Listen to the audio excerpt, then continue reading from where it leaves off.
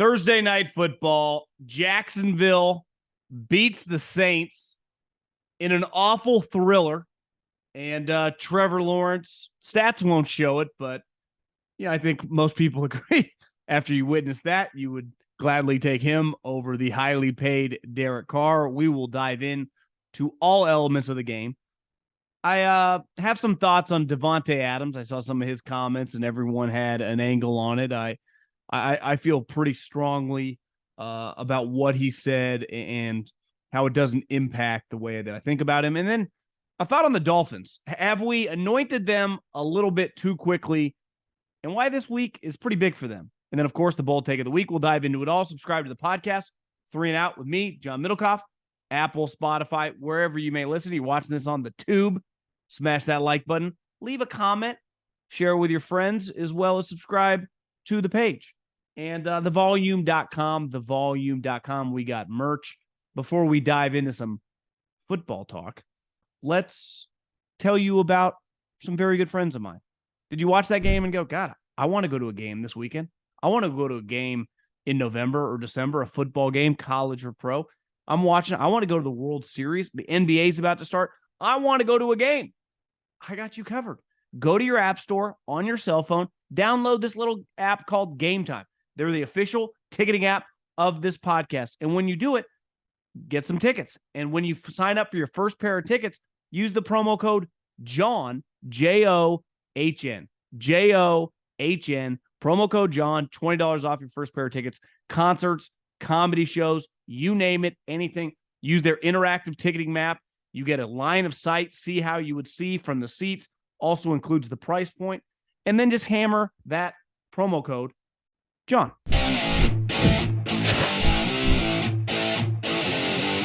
Okay, where do we want to start with the Thursday night game? Let's start with the Saints, because beside a couple drives, and again, like last week, his yardage, Derek threw for over 300 yards. He was 33 of 55. And he had one really good drive after a terrible call by a Super Bowl winning coach, Doug Peterson, when he went for it on 4th and short from a shotgun inside zone. Now, his quarterback's injured, probably limits his play calls, but still, I think he'd even admit to you, over a cup of ice cream, Doug loves the ice cream, that he would like that one back. And I think simply the number one theme throughout the game is this Saints offense is just not good enough. Something is way off. And here's the thing. They paid a lot of money for that quarterback. They gave him almost a $30 million signing bonus. That means the moment Derek signed, within a 14-day window, he got $28.5 million. And no matter what happened to him, $60 million of that contract was guaranteed. And I've known him since he was in high school. When I worked at Fresno State, it was a senior year in high school. He was committed to us. Obviously, he came the next year. I have followed his career very closely. I don't think he's playing very well. I actually think he's playing really poorly for his standards.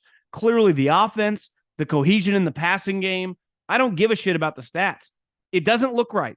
Something is way off. And you go, well, maybe there's not enough talent, because we always love doing that. I don't see it that way.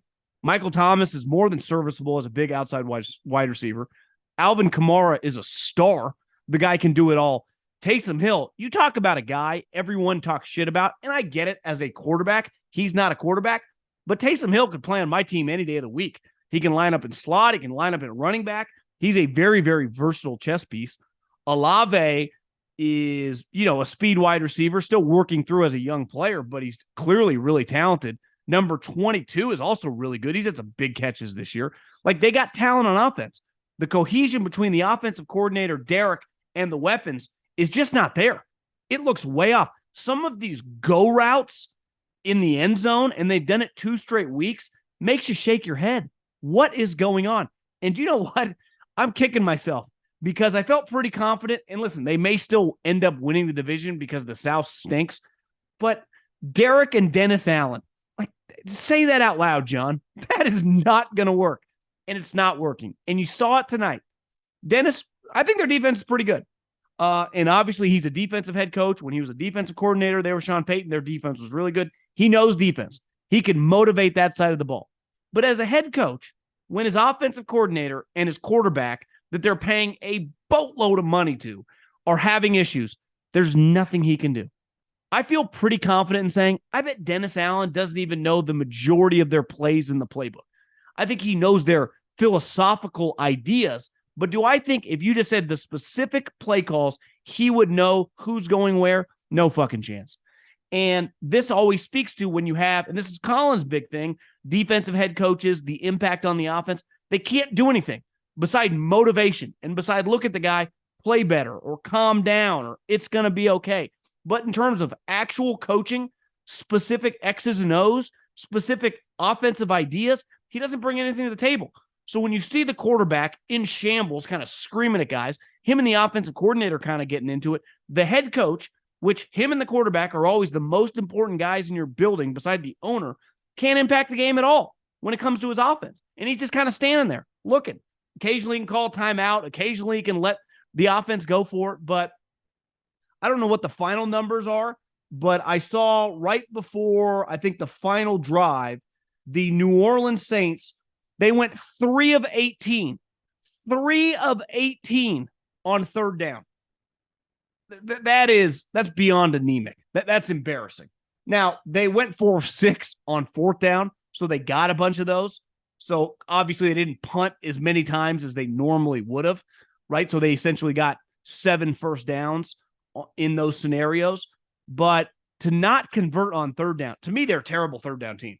I don't know where they rank after tonight relative to the league. They feel like one of the worst in the NFL. And their red zone, a couple weeks ago, everyone was blasting the Dallas Cowboys and their struggles in the red zone. Obviously, it's a big topic around the NFL. Red zone offense, scoring offense.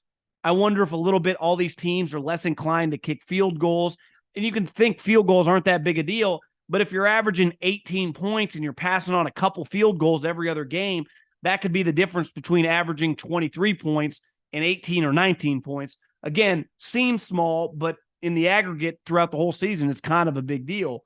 But to me, the red zone offense, for whatever reason, I don't know if it's the rules at practice. I don't know if it's players changing. I don't know if it's lack of offensive creativity with a certain amount of coaches. But you watch Derek Carr, you watch the Saints, it's not their skills. They have skill guys. They have enough talented guys on the outside. This experiment is not going well. Now, they're not out of it by any means because of the division, but I would say early on, and I think Saints fans would agree, this is a borderline disaster. Forgiven that no one thought that they were going to beat like the Niners or the Eagles, but I thought it was realistic with their defense and with the talent on their team. If Derek could just be, I don't know, a top 12, 13 quarterback, they could be an 11-win team. I mean, they're going to struggle to win 9. You can't depend on them at home. And like Seattle forever with Russell Wilson and Pete Carroll, I always viewed New Orleans as one of the best home field teams. Why? The environment's crazy. They were booing these guys in like the first quarter. It's the middle of October. It'd be one thing if it's like December and you're way out of it. This is October. Your team's 3-3 and they're booing them. And honestly, they had every right to boo. If you were, a paying customer and went to see that, especially when you've been used to Sean Payton and Drew Brees, it's a big WTF. This is the guy we paid all this money for. And it's not like Ryan Fitzpatrick, I kind of said at halftime they should bench him. Now, I think he's boys with Jameis. They played together in Tampa. You're not benching Derek. And then Derek all of a sudden will kind of play just the tip with you. Like he'll have a moment, let him on that drive. So you're like, oh, there's something there. And then the end of the game happens. You're like, what is going on?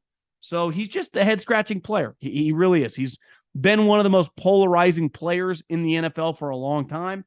And tonight did not go his way by any means. So the Saints, I don't even know what to say. I think they're clearly not going anywhere this year, but to miss the playoffs after paying a quarterback that much money and have that much talent on your team would be unacceptable. It really would.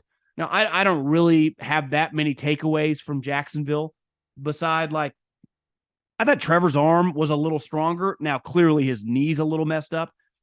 I give a guy a lot of cred for playing injured. We talk about this a lot with quarterbacks. We love talking about the arm strength and the athleticism and how tall the guy is. It's hard to quantify toughness. We talked about it last week with Michael Penix in the Oregon-Washington game. He was getting destroyed, kept shaking it off, kept getting back in the huddle. I learn a lot evaluating a quarterback, rooting for a player when I think the guy's tough as nails. And I saw tonight Trevor Lawrence, clearly his knee's a little messed up. I mean, short week on the road. It would have been an easy one, kind of wave the white flag. Your division sucks. As long as you get to 10 wins, you're going to have a home playoff game. Dude played, found a way to win, made some plays, definitely made some plays with his legs. And Jacksonville's 5-2. And I think they're going to win this division. I mean, this thing could be over in early December when you factor in Tennessee's in shambles with their quarterback, and their team's clearly not as talented as it has been. Houston, they're still really young and they have a rookie quarterback. So I don't see how, when the dust settles here, the Jacksonville, I think they're looking at it 5-2. We didn't play that well to start the season. Now we've won 4 straight games. Could we compete for like the 2 or the 3 seed? And their defense isn't that great. So they're always going to be flawed in that sense. But, the quarterback proved a lot tonight. Not statistically, not a bunch of touchdown throws, but just like, hey, guys, you drafted me to be a franchise quarterback, and there's more than just throwing 40-yard touchdowns. There's on a short week when my knee's a little fucked up, and listen, we're playing a team that has a lot of talent, especially on defense. I'm going to be there for you. So you don't have to throw C.J. Beathard out. Because if you play C.J. Beathard tonight, Saints win. I don't care how shitty Derek played. And, yeah, so weird game. The NFL season is going strong, and DraftKings Sportsbook is hooking up new customers with an offer that's even stronger. Bet $5 on any game this week to score $200 instantly in bonus bets. And DraftKings isn't stopping there. All customers can take advantage of a sweetener offer every game day this October. Get in on the game day greatness. Download the DraftKings Sportsbook app now and use the code JOHN, J-O-H-N. New customers can score $200 instantly in bonus bets when you bet $5 on the NFL. That's code JOHN only on DraftKings Sportsbook, an official sports betting partner of the NFL. The crown is yours. Want to dive into a comment I saw from Davante Adams. Now, I left Fresno State and went to Philly, and then Davante came in, so I never was around him, though I know a lot of people that know him really well. And I know his basically mentor / wide receiver coach in college is now wide receiver coach with the Ravens, swears by Davante Adams. And I'm a huge Davante guy. I think he's everything you'd want in a guy on your team in terms of talent, in terms of leadership, in terms of work ethic. But he had some comments that kind of went viral, and kind of rightfully so. And this is after they won, and they're 3-3, despite I got a couple buddies that are Raider fans that text me after they saw these comments. They're like, the craziest part about this team is they're 3-3. Like, how the hell are they 3-3, John? I'm like, well, they just played the Patriots. That helped. But here's what Davante said. He said, I'm a human being, and I have extremely high standards for myself in this offense. I'm sure people are thinking, they won the game. Why is there an issue? I mean, you see why it's an issue. Y'all should know who I am. Know what I'm about at this point. When you're a player like me, mentally, my benchmark is not wins and losses. It's greatness. So when I get out there, I expect to be able to have the ability to put that on tape and have an influence on the game. That's my purpose for being here. I'm not here to just hang out. I came here to win and do it the right way. And this statement and comments have been taken a million different ways. And I saw a bunch of people on Instagram, former NFL players, kind of ripping them. I've seen people defend him, James Jones, guys that have played with him. Listen, I feel confident in what I know about him and the people I know and trust what they think about this guy. I take Davante Adams any day of the week. But I don't feel sympathy for him here. He was playing for the Green Bay Packers with a guy who was rattling off MVPs. And he chose, because the Packers were willing, well, it got a little weird the year before, but they were willing to pay every penny that the Raiders paid to Davante Adams. And he said, I don't want your money. I want to be traded. And it's one thing to say you want to be traded. I've said before, hell, I just did it last year. I've moved. I don't, in my job, I'm not restricted where I can live. So anyone at a certain point in time in their career, even in pro sports, like, I don't want to be here anymore, I understand it. And if he just said, hey, I want to be traded, I get it. Like, it's time. He could sense the end was near with Aaron Rodgers. But he said, not only I want to be traded, I want to go to the Raiders. And that's where, honestly, I got to put up a red flag. Because if you were at Apple And then all of a sudden, Radio Shack called and they said, listen, we can pay you a lot of money. Come here. And you leave and you're having a lot of success at Apple. That's on you, buddy. You went to the Raiders, who weren't just a perpetual loser, but have just been a consistent disaster. But here's the other thing. Despite all the craziness around the Raiders over the last 20 plus years that you have lived through because you grew up a Raider fan, you wanted to play with your buddy Derek Carr. Okay, I get it. Here's the problem. Like, you know what Aaron Rodgers looks like. And then before the season even ends, Derek gets sent home and he's gone. And now you're playing with Jimmy Garoppolo and Brian Hoyer. And this week you're playing with Brian Hoyer. Like, this is the Raiders, bro. Like, you left an organization that we can say, hey, the Packers don't have an owner. You know, the Packers have some limitations. The Packers live in a small town. I get it. But the great part about being a pro athlete is, like, what I do, if I'm going to make money, unless I start some new profession, I can do this the rest of my life. As long as I can talk, as long as I can come up with interesting shit to say, as long as I still enjoy watching football and golf and just life, I can podcast, right? As an athlete, your time's limited. So this limitation, I get you have aspirations to play for your hometown team, even though ironically they're in, and he grew up in Palo Alto, but you know what I mean. It actually benefited Davante because he gets to go to Vegas, no state income tax, making a lot more money now. Much cooler place to live than Oakland, California. I promise you that. I'd rather be in Vegas too. But you chose that organization and you chose a quarterback situation and a coach. Like you chose to like go play for Josh McDaniels, which, let's face it, is more than a question mark.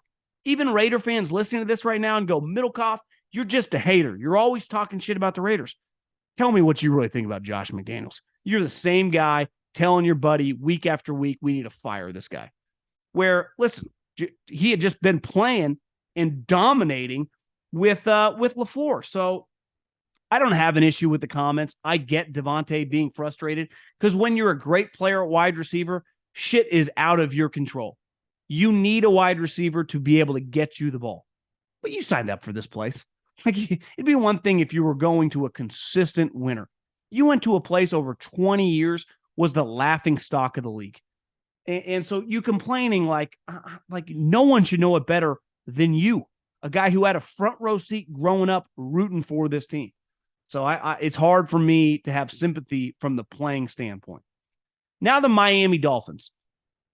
What they have done this year offensively has been a joy to watch. If you just like turning on the TV and watching them light up the scoreboard, it is really fun. Tyreek Hill has gone to Miami and for 2 straight years put a stamp on his Canton, future Canton candidacy, right? This guy is an all-time great player.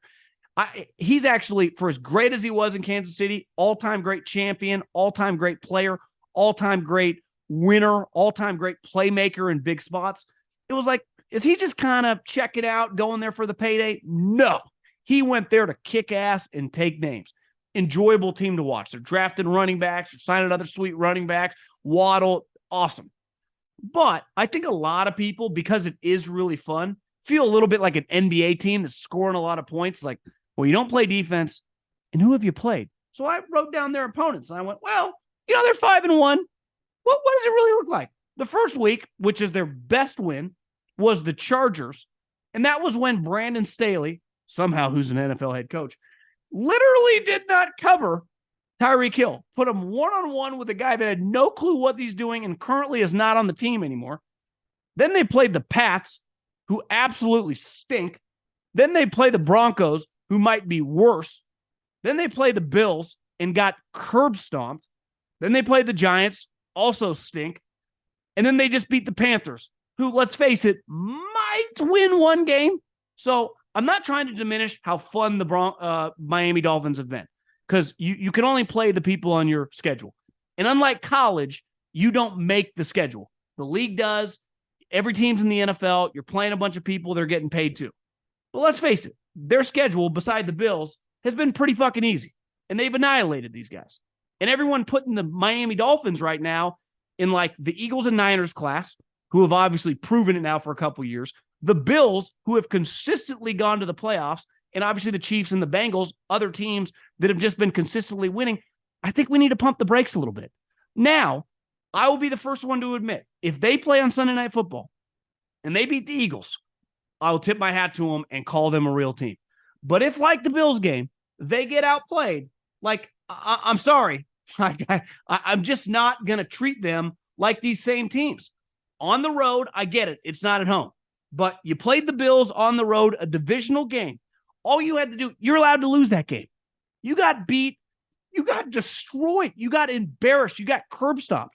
So now when you're playing the Eagles, who, let's face it, unlike the Bills, have not exactly been peaking.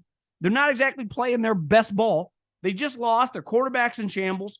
Like, you don't even need to win the game. Can you just keep it close? Because I'll be honest, I'm not someone who has just anointed them. Think they're a fun team. I'll be the first, like, they're going to the playoffs. But, like, are they a threat to make noise in the playoffs? Because more than likely, they're going to have to go on the road. I definitely am not picking this team in inclement weather. But let's just see them beat a good team before we start acting like, oh, the Dolphins, fucking Super Bowl contender. Let's pump the brakes there. This is a big week for me to see the Dolphins beat a real team. For a limited time, Verizon customers can get Netflix and NFL Plus for just $25 a month with Plus Play. That's $120 in annual savings. Plus Play is a platform where Verizon customers can shop, manage, and save on the subscriptions you already love, like Netflix and NFL Plus. With NFL Plus Premium, you get access to live games on mobile, NFL Red Zone, NFL Network, and more. Just go to Verizon.com/plusplay to bundle and save on Netflix and NFL Plus today for a limited time only.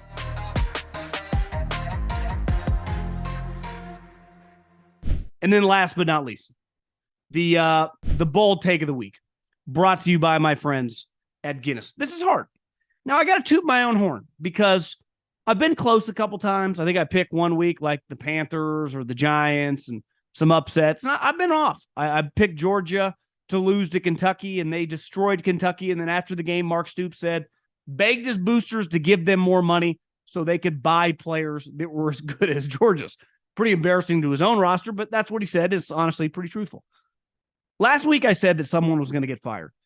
Now, if you check the waiver wires, no coach has actually been fired, coordinator included.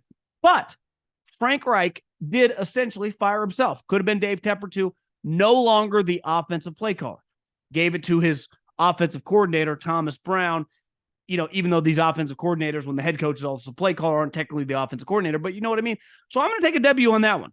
Frank demoted himself or was demoted by the owner. So someone was essentially fired. They just still get to get paid. My bold take of the week this week is pretty simple. I think this storm of Drake May and the draft conversation is going to get louder and louder. And I think all offseason and all last year, Caleb Williams was the greatest thing since sliced bread. And if you watched him early on at Oklahoma as a true freshman, and then last year at USC for the most part, he was incredible. This year, it got a little weird the last couple weeks. Now, 2 weeks against Arizona, he pulled that game out of his ass. If it wasn't for him, they would not have won it. But last week is the worst game he's probably ever played. Definitely the worst game he's ever played in college. And this week he's playing. Kyle Whittingham might be a top 5 coach in all of college football. Last year he beat Caleb Williams twice. The second game, now Caleb was a little banged up, absolutely destroyed him. This was the same guy that wrote "fuck Utah" on his fingernails. So I think, I'm not saying Utah's going to win. I talked to Stuckey today, kind of talked me out of it. But I do think things are going to get weird. And Utah's defense is big time. Their defensive philosophy is big time. Their defensive line is always awesome. USC's offensive line is terrible. And I could just see him having another questionable game and the conversation just growing. I'm not trying to shit on Caleb Williams' draft projection. He is a big-time prospect, right? But so is Drake May. And this conversation about one guy being anointed and then the rest of the class, it's already growing by the day. Because in football, the way we evaluate you, this isn't AAU or some traveling baseball team. You get evaluated on the games. And when you struggle against big-time opponents, it just makes people think and talk. Because in the NFL, you're going to struggle. It is really hard. You don't have a huge advantage week in, week out, especially when you're a highly drafted player. I know Caleb's dad wants him to go to the Chiefs or the Bills. Got news for you. That's not happening. You're going to go to a shitty organization. That's a fact. So the more you struggle against these teams like Notre Dame and Utah, it just brings Drake May into play. So my bold take of the week, I think things are going to continue to get weird this week. I don't like anything about USC outside of Caleb Williams, the coach, the philosophy, the defense, just the vibe. And I think sometimes as a player, you can kind of get, entrapped by that and things start snowballing the wrong way. So I like Utah to make things really, really weird this weekend. That was the bold take of the week, brought to you by Guinness. Gather your friends, raise your glasses, and toast to a win. Guinness Drought Stout, imported by Diageo Beer Company, USA, New York, New York. Please drink responsibly.